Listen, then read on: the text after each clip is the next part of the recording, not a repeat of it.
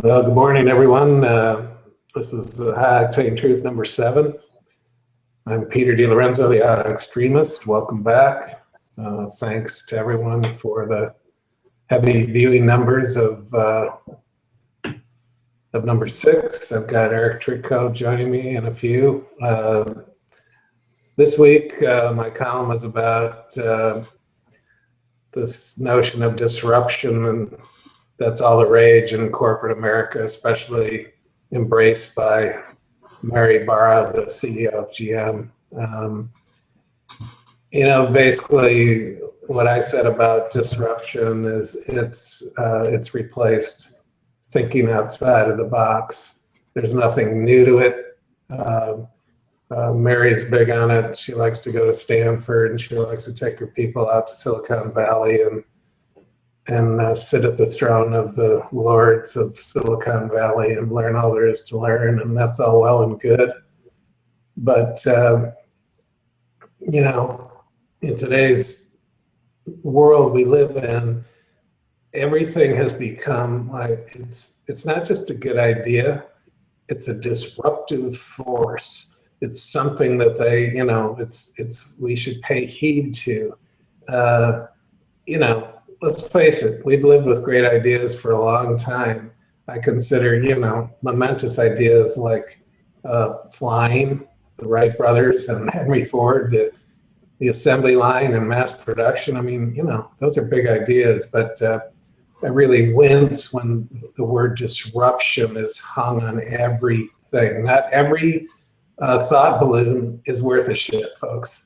And unfortunately, we live in a world propelled by social media where everything is wonderful, and it's just not the case. I mean, as I said in my column, an idea is not just innovative anymore, it's disruptive. Like I mentioned tail warmers for dogs and cats. I mean, yes, that's it. And you may have realized by now that social media, the swirl we live in today, we have been reduced to the land of exclamation points. Everything is amazing. Everything is disruptive. It's not just an idea, it's worthy of Silicon Valley seed money. That's not the case. I mean, everything is overblown, overdone, overwrought, and that Mary is embracing, it's fine. She's hell-bent on changing the culture of General Motors. We're going to disrupt the status quo. We're going to, bring new thinking. That's all well and good. She took her top staff to Silicon Valley for a couple of weeks this summer so they could get immersed in the brilliance out there. That's good too, whatever. I'd rather, as I said in my column at the end, I'd rather see her take her top executives to a city in America that doesn't revolve around the auto business, where auto news is barely in the business page, or maybe if it is, it's on page 8. It's an inch by inch piece of copy, and then fan out and talk to their dealers and get to know what's going on in that market, understand how their vehicles are perceived, and then go back, listen, and then go back and make vehicles that people want, make vehicles that are reliable, don't break. I mean, now that's disruption. You want disruption, that's disruption. But talking about it, it's just another phrase for outside of the box, and I'm not buying it. You can read my column in this week's issue of AutoExtremist.com. Other news, of course, was the grand finale of the NASCAR Sprint Cup season, which mercilessly came to a close at Homestead, Miami. It was Jeff Gordon's last ride, and everyone was hoping he was going to do it and it would go off on just a majestic high note. Well, it didn't work out that way. And instead, Kyle Busch, who I consider to be one of the most talented drivers around and probably the most talented, pure talent in the NASCAR garage, finally came through for the championship. Well deserved. The guy had a horrible beginning of the year with a broken leg and foot, and he questioned whether he'd ever drive again or race again. So, Kyle's grown up a lot. His life's changed dramatically. and I was happy to see it really for him because, and we'll see if it sets him on a course to challenge for the championship every year. He certainly has the talent to do it, but we'll have to see. I said all there is to say about NASCAR and the powers that be in NASCAR and the chase in a previous issue of Fumes, and I especially talked about it in the last video number 6. So if you want to go back and check that out, please do. I'm going to bring in my buddy Eric Tricko in. He's fresh from the LA Auto Show. There was a lot going on there. It's old news, but not really. There's still things to talk about. Eric, how's it going? Going well, Peter. Okay, cool. So what do you want to talk about first from LA? I walked away from LA very underwhelmed. LA is never like a huge big show, but there's usually something there. And I kind of was thinking, am I missing something here? And I spoke with a number of other people whose, names you'd recognize and people's opinion to respect. And everyone is kind of the same opinion. They're like, really, this was the LA show. Now, depending on how you classify it, now you can look at it, 2 of your favorite cars, I'm sure, the new Fiat 124 and the Giulia, well, I keep calling it the Quadrophenia, but... Well, I mean, the Giulia, as I said, we're used to over promising and under delivering from Auburn Hills, and they insist that Giulia is going to be here, sometime next year. I don't think we'll see one until 2017, and there would have to be Alpha dealerships, right? I mean, there would be a start. Yeah, I mean, they'll be lucky if they sell 10,000 things by 2018, 2019. Yeah. That's certainly not enough for Sergio to hitch his star on. Yep. And the 124, whatever. I call it sublime badge engineering. Of course, they're already saying it's not badge engineering because, gee, where did they get that? They got that from me. And they're saying, "Oh, it's not badge." I mean, of course it is. I mean, the best quote I saw actually was someone in a private group on Facebook was "facelifted again, Tom." Yeah, as the old twist on "Fix It Again, Tom." So that was kind of funny. The 124 looks okay. It's a little too retro for me. And then the back end is way too much MX5. So they tweaked the front, not the back. The interior, pretty much the same layout, nice, maybe a little nicer materials, no big deal. I do have to say they fired up both cars outside in the morning, and they do sound really good. Okay, so they did get that right, but the Quadrifoglio is going to sell for 70,000 plus. Who's going to buy that? Yes, they're going to sell a base version at 35 or whatever, but it's an awful small. When you stand next to it, you realize that's a really small car. And then the 124 will be it'll sell a couple thousand a year, and that'll be it. The new Buick LaCrosse, yawn. Seriously, it was like, moving along. It reminds me of the first year of the Mercedes CLS, right? I mean, at certain angles, like, hey, I saw that 10 years ago. Okay, that was good. The refreshed Lincoln MKZ. Not bad. The nose. That was an interesting strategic thing because obviously they made no bones about the fact that the Continental is coming at the end of next summer, and they showed that in New York last April. And I thought, they had a choice. They could either leave the MKZ the way it was and let the Lincoln be the first appearance of that face on the street, but they knew that because of their product cadence, they couldn't afford to do that. So, actually the MKZ is going to arrive in the showrooms a couple months before the Continental with the new face on it. Yep. The interior is nicely updated. They're going to a couple new versions of the Black Label, and they showed one of those, and it's nice. Sort of the other big news is a bespoke engine for Lincoln, which is that 400 horsepower twin turbo V6 3-liter, which I didn't get a right answer from, and I haven't had time to look into it, but I think is a up version of the 2.7 EcoBoost motor. Yeah, so, that's a big deal, and it will be exclusive to Lincoln, which obviously, if they're going to keep differentiating Lincoln from Ford, That's the kind of things they have to do. But it will be interesting to see how long it remains exclusive to Lincoln, because that sounds like a real nice piece with 400 horsepower with that V6, and that could work well. And gee, let's see, the Mustang or any number of cars. So immediately I said, ooh, Mustang. And given that from talking with some Ford engineers over the years, 400 horsepower on that engine means you could turn the Wick up to 600 horsepower relatively easy, and still, it'll still last, but it's got to go 150,000 miles to pass emissions, blah, blah, blah. So that's a pretty interesting engine. I think the last thing that was kind of interesting was Volvo in their autonomous car, or their autonomous technology they showed. I mean, it was kind of interesting because you hit the paddles, the seat and everything kind of moves back, and you get this 26-inch screen that flips up kind of in the passenger side. I mean, that was cute.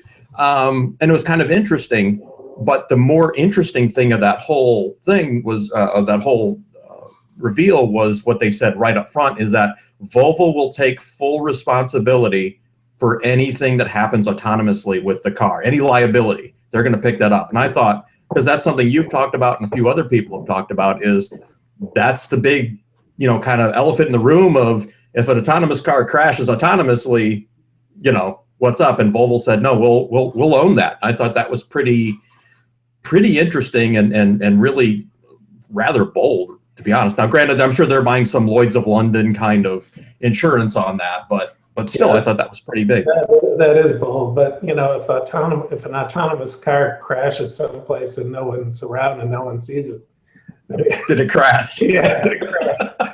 I don't know, but yeah, that's bold. That's a bold statement. I mean, I think these manufacturers are getting realistic about this stuff. The autonomous car thing. Listen, I mean, when you have Apple getting into this, and Apple's corporate worth is who knows how many, 50 times the car companies. Yeah. I mean, the car companies are, all of a sudden saying, oh, we can't be left at the gate at this. We have to be on top of it. We have to be out in front of it. You've seen Bill Ford and Mark Fields of Ford making a big deal out of it, that Ford's going to be there. The big problem is these tech companies have such a huge war chest that they may just, overwhelm the car companies if the car companies aren't careful. So it's going to be interesting, but that's a bold move. You're absolutely right by Volvo. I don't know if the mass manufacturers are going to be able to do that. I guess they're going to have to. Yeah. And I'm sure I've got the numbers wrong, but I'm going to say that Apple has more money in cash than the entire market capitalization of Fiat Chrysler. I think that's probably pretty close. Because I think Apple's got something like 200 billion sitting in cash, and they're printing money, and they print more money every quarter. Yeah, so. I mean that. When you start looking at those numbers, I mean, the car company CEOs and board members are saying this is, just offhand, this ain't good. So they're going to have to step it up. I mean, they do have the manufacturing ability that these tech companies. I still underestimate how that's done, how complicated it is, how you do it for mass production. It's one thing to crank out Teslas that are hand built. It's quite another when you're cranking out pod cars, 50,000 pod cars a month. Right. It's a whole different thing. And besides the fact, I don't think the autonomous movement is going to be like that. I think it's going to start in the urban centers, and I think it's going to be confined to those major urban centers for pretty much a long time out in the future, because this is a vast country, and you're going to have people driving conventional cars for the most part all over this country. Now, when you get to some of these urban centers, I see if you have the guidance in your vehicle, you'll flip on the thing. Once you come into the zone of the urban center, the periphery of it, and you'll be guided into your destination. I can see that happening. But mass autonomous cars just flooding, on the way to the Grand Canyon, not going to happen. Yeah, that's a long ways off. I'd say the two interesting other things from the LA show. One was a conversation I had with someone from Razorfish who was working on the NSX program. let's just say they didn't take negative feedback very well. You know, and I was just relaying some information from talking to other people about, you know, who were on that drive, and they're like, well, you know, I don't think they get it. You know, they're still trying to sell it as a supercar that's not a supercar. Well, it either is or it isn't. You can't have both. So it was an interesting conversation just with someone from there.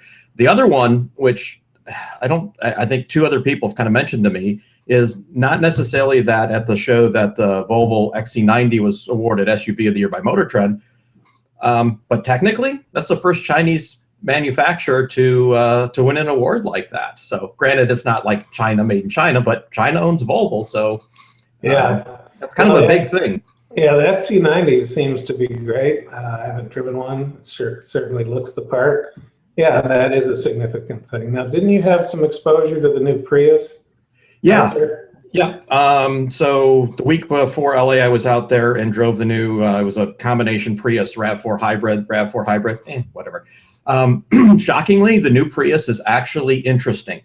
The design, okay, you can set that aside. Yeah, they're going to like it or you're not.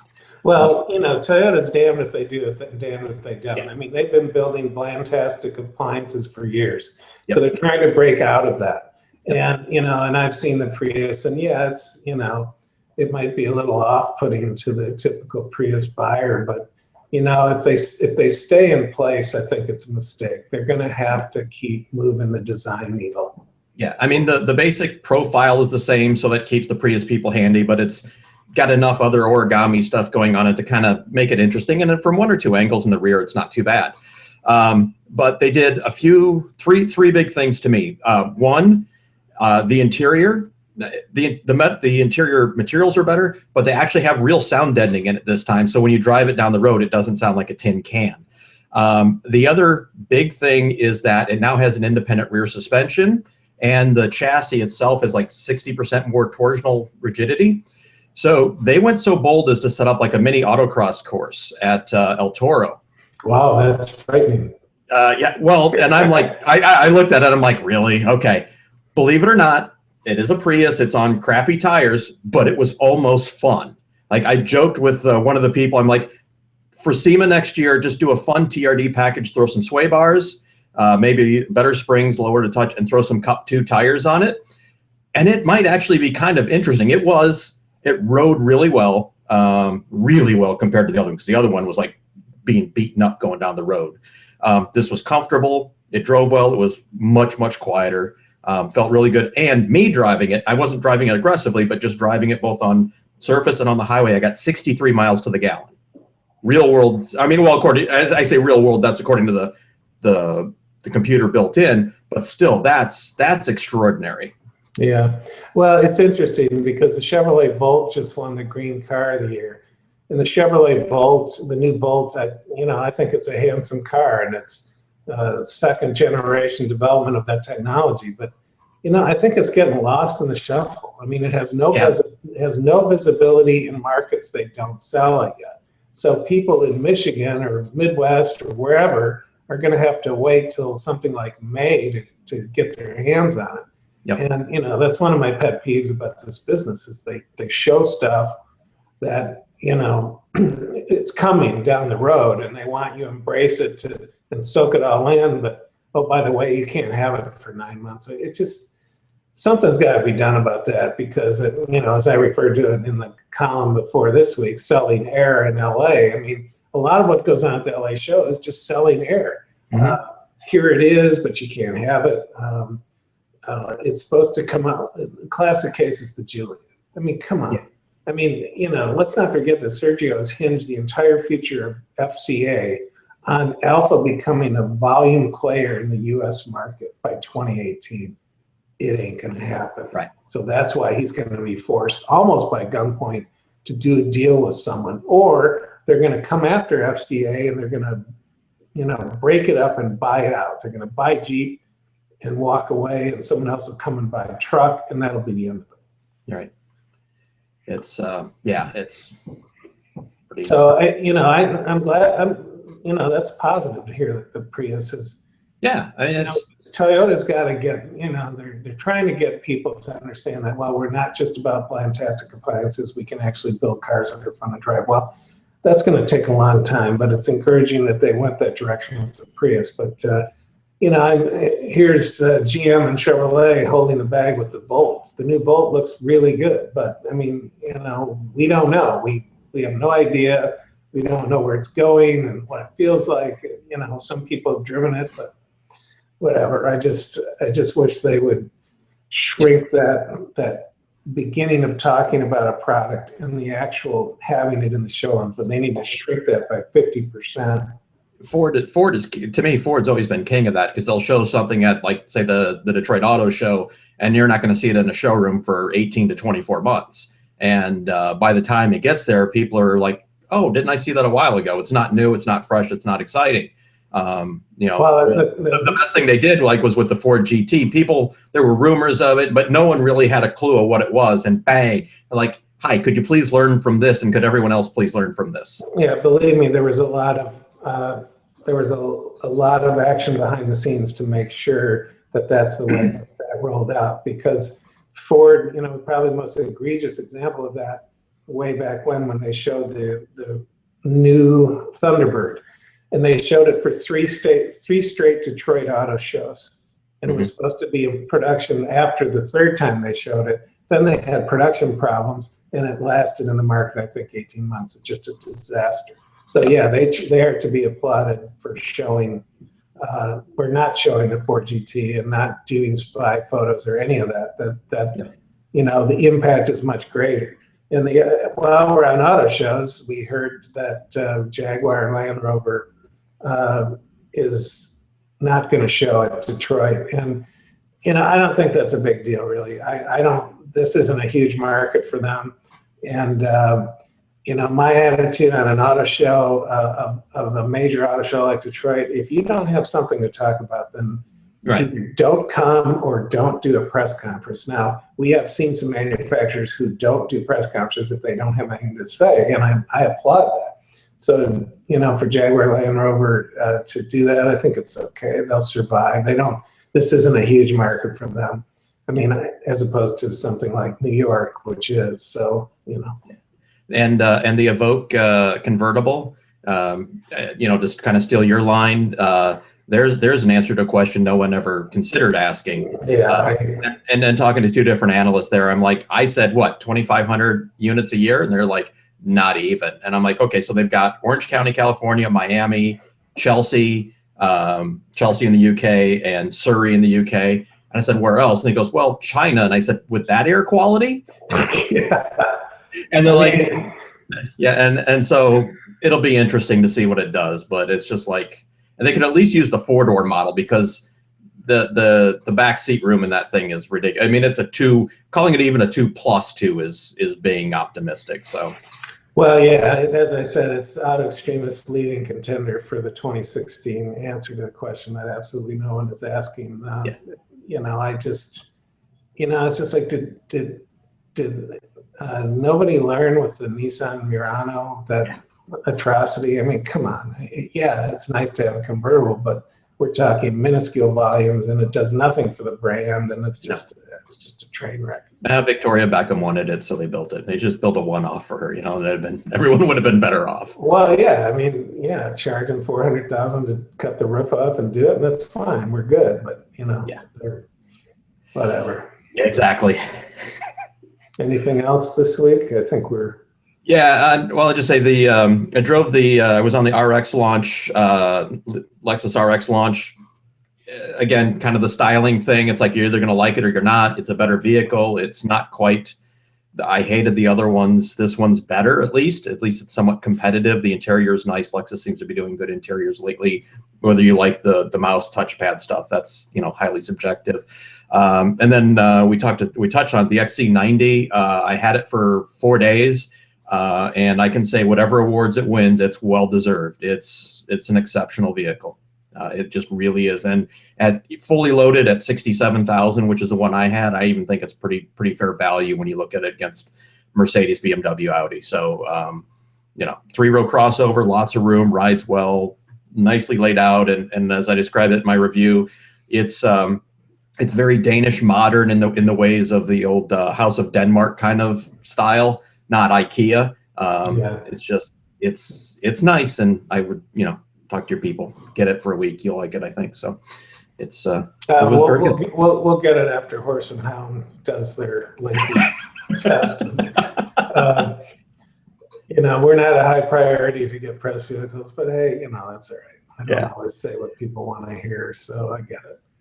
Well, Eric, thanks. That brings us to another close of another episode of the High-Octane Truth. Eric, where can they check out your stuff? Best place is my YouTube channel, which is youtube.com/Rumblestrip Radio, and I'm on Twitter at Rumblestrip. Yeah, and you can see what I have to say on autoextremist.com. Remember, there's my main column, The Rant. There's On the Table, which is, sort of breaking news of the business.